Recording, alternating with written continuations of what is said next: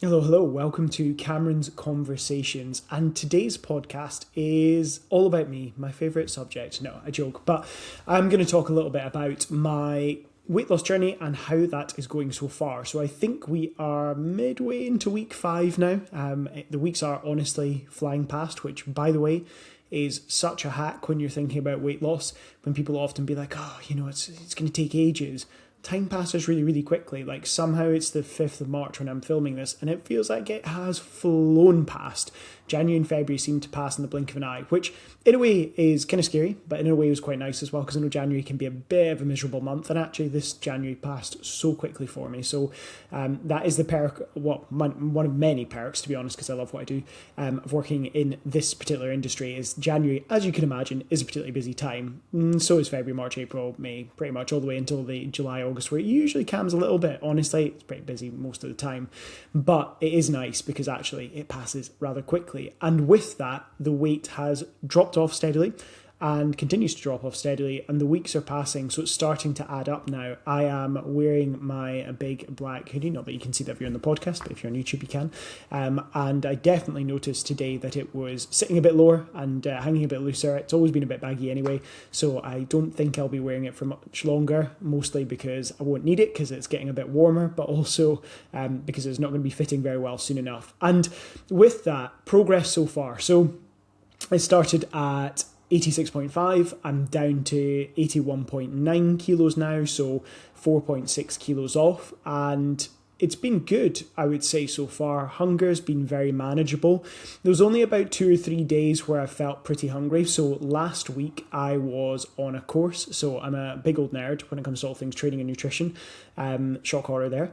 And I was down in London visiting Integra, which they do an sort of exercise mechanics course, which is extremely in depth and really, really good. I was really, really impressed. I'm going to go on and do some more learning with them over the next couple of years, which is great. And it was well worth the trip. And I've travelled for lots of education over the years, and I thought, you know what, this is really worthwhile.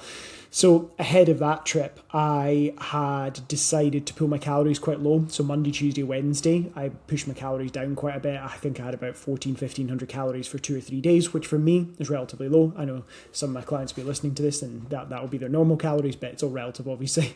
But that was a bit more of a push for me. So, over those 2 or 3 days, I was hungrier. That's just reality. But then that gave me an extra 400 or 500 calories of wiggle room for the weekend, and that was really welcome because it just meant that I could have some nice train snacks on the train down. I very deliberately planned out what I was going to have on the Thursday night ahead of time, because when you walk into that M&S at Edinburgh Waverley, things get dangerous pretty quick if you don't have a plan. So I made sure I'd kind of mapped out what I was going to have, but it meant I could enjoy some kind of food on the train down, enjoy some food on the way back, and then have a couple of bits in London without going overboard.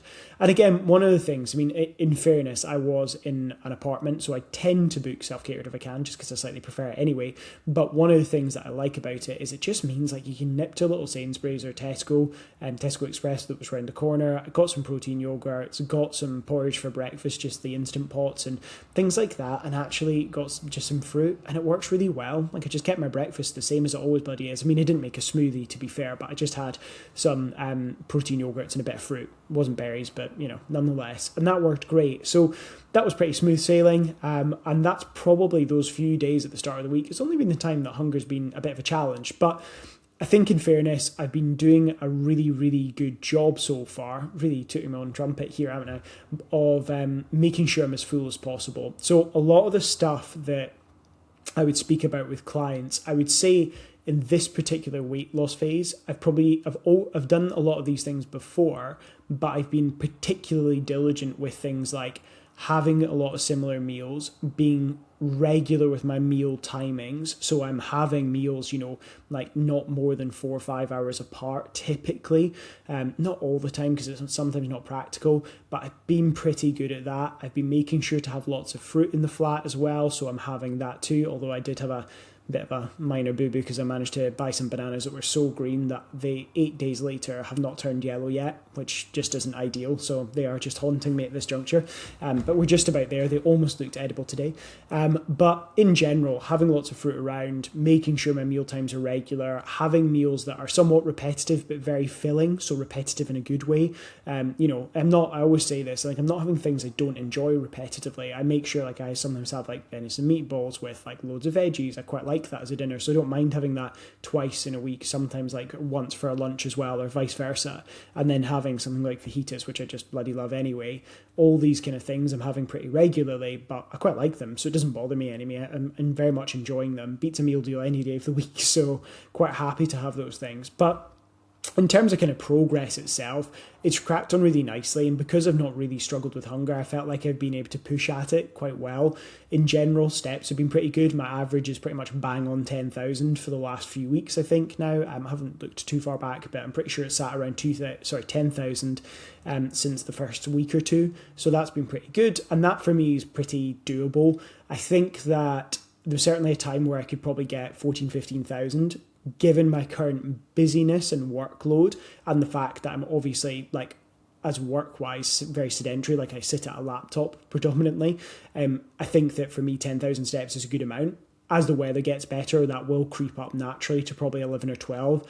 I think that the kind of time period where I was doing maybe 15,000, I would probably struggle a little bit more to do now because I am in front of the laptop a lot, and I would probably be trading off training time elsewhere. I don't think I would manage to juggle 3 to 4 gym sessions, basketball sometimes 3, this week actually 4 times, which is quite a lot. That's a higher than normal week.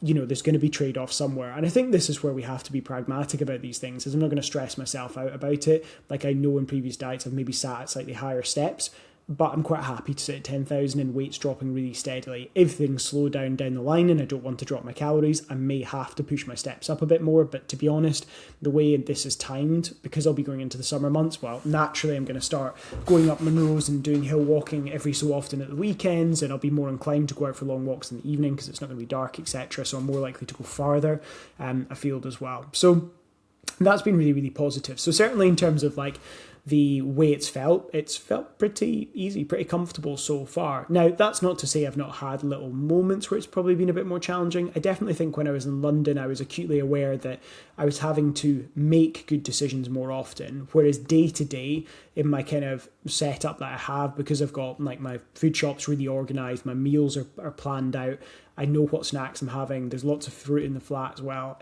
It's not particularly difficult for me to kind of stick to things, and I'm finding that if I have a little bit of caffeine in the morning, my hunger's pretty minimal. I sometimes wake up a bit hungry and then it seems to fade, so I've been trying to play about with pushing my sort of breakfast back a little bit. So I usually start work quite early, like 6 in the morning sometimes, or I'm training, it just depends, and a lot of the time I'm managing to sometimes, like today I don't think I ate breakfast until about 9:30, which is pretty good given I was up fairly early at about 6 a.m.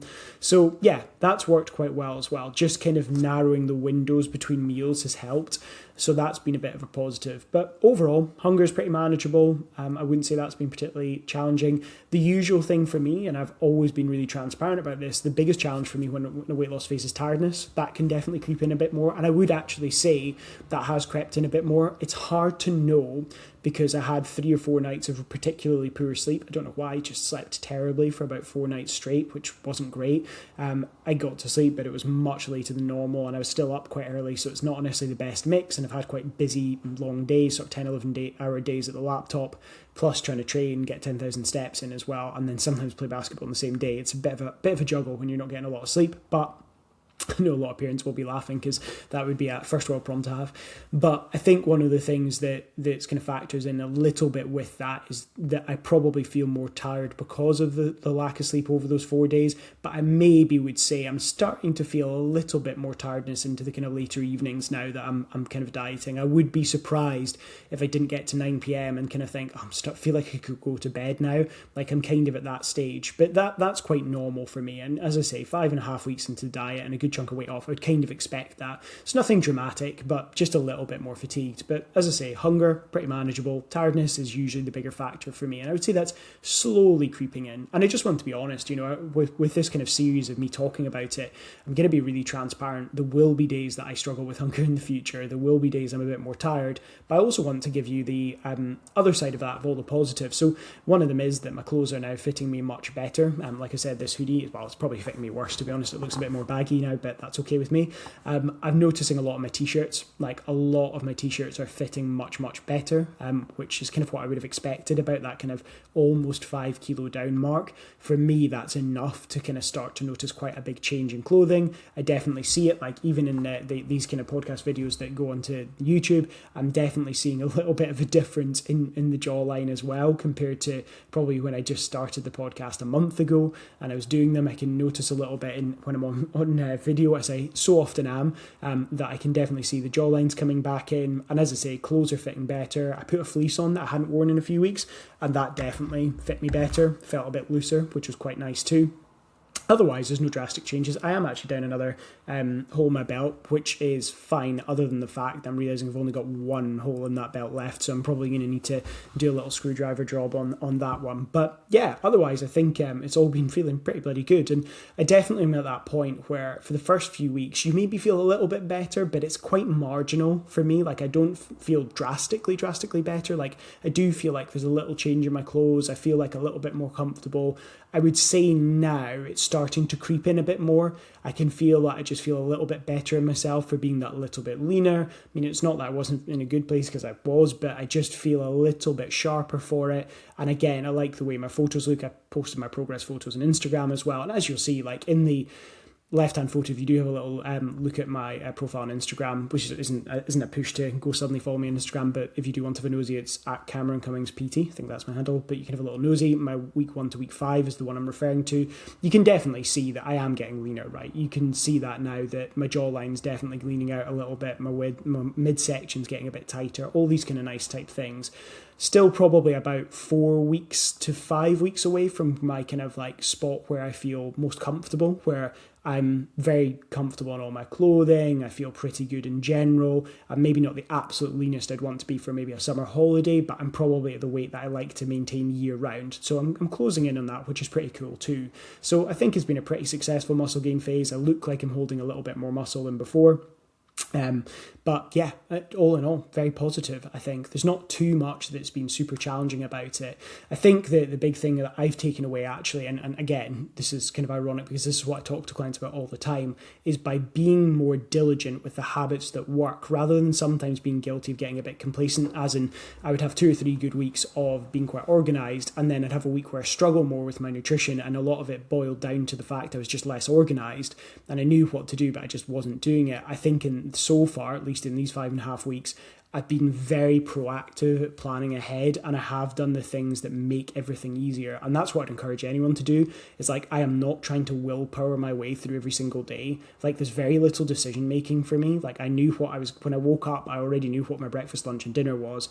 I already knew if I was going to grab a snack. Well, there was bananas that are almost ready, but there was grapes as well, and like bits and bobs sitting around. I knew that I was going to grab a protein bar from the shop. There's like a little shop that's up the road. The Banana Dream Bear Bell one, very good, by the way, very good. Reminds me of these horrible foamy bananas that I used to have as a kid. Very not healthy, not healthy at all, I'm sure, but delicious. Would devour them now if I could, if they still existed. But I think it's really, really cool to just be in that spot where I'm feeling pretty good. It's feeling pretty easy so far. I feel like I'm cracking on, almost 5 kilos off is good going. So the game plan basically is, I had originally set the goal of being about 78 kilos for the end of April. I'll be honest with you, I think that's probably a bit unambitious. I think given that we're on the 5th of March, got 26 days left of March, my gut instinct is that I can probably hit that goal by the end of March or be extremely close to it. I think I can probably pull off another 4 kilos this month, which will be a really nice place to be. As I say, I'll be feeling pretty good at that point. So what I may do is I may do a bit more of a push and just push on even farther. Or, depending on how kind of diet fatigued I am, because I am kind of really cracking on, I might take a sort of 2-week phase of maintenance and then do another little push.